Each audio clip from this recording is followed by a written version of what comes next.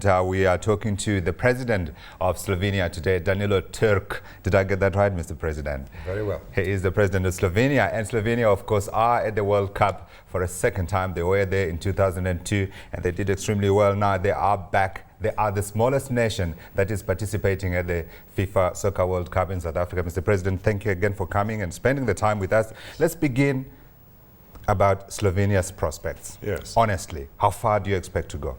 Well, I hope we are going to win against the United States today, and then we'll see as far as we can.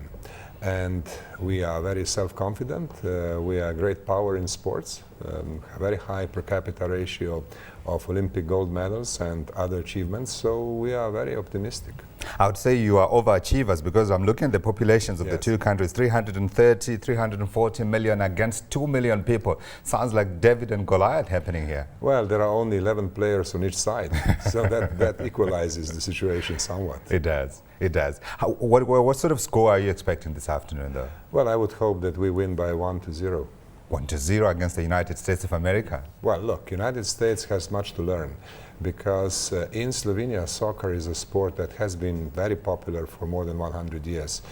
And we have had very good football players. And I think that right now we have also a very good team, a team which has excellent spirit. It works as team very well. It has excellent defense, and they can score. So, you know, we are quite self-confident. In terms of what you're going to try to do for the players here, what are you expecting to do for them that will lift them, to give them that extra bit perhaps that will enable them to take on the US and defeat them? Well, I met them this morning after my arrival to Johannesburg, and I told them that the whole public opinion is on their side. I mean, they have really unified the nation. People have forgotten about their political quarrels, about their daily trouble, and everybody is thinking about soccer these days. So that's a great achievement. Let's talk about your experience since you came to South Africa. What have you found? What have been your impressions so far? Well, my impressions have been very short. I've been to Johannesburg and South Africa before in my earlier capacity, not as President of Slovenia. But I can say that one can see a lot of openness here, and I believe that South Africa is probably the best place in the world for the World Championship in football.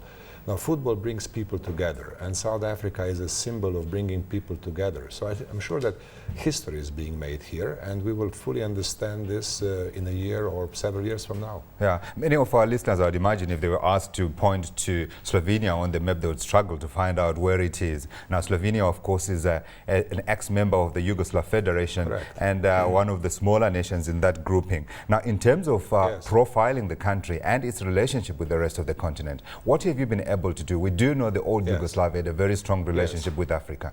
Well, first of all, Slovenia is a full member of European Union, a member of the Eurozone, and has been the only successor state of former Yugoslavia which has achieved this.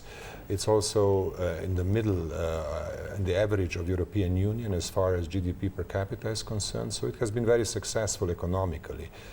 We are currently obviously facing some of the difficulties which are typical for European Union at this time, and we hope that European Union will expand further with countries of former Yugoslavia and also Turkey. We would like to see them in the European Union. Yeah, I would imagine there are many challenges there. We do know, of course, the difficulties that some of the European nations are facing now.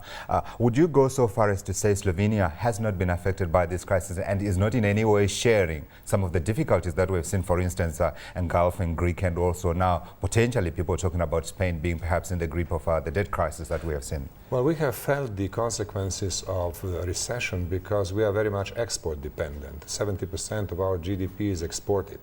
So when the orders fell last year, we have felt that, and our GDP has shrunk. But now we are recovering, and our financial system is fairly safe, I would say, and healthy.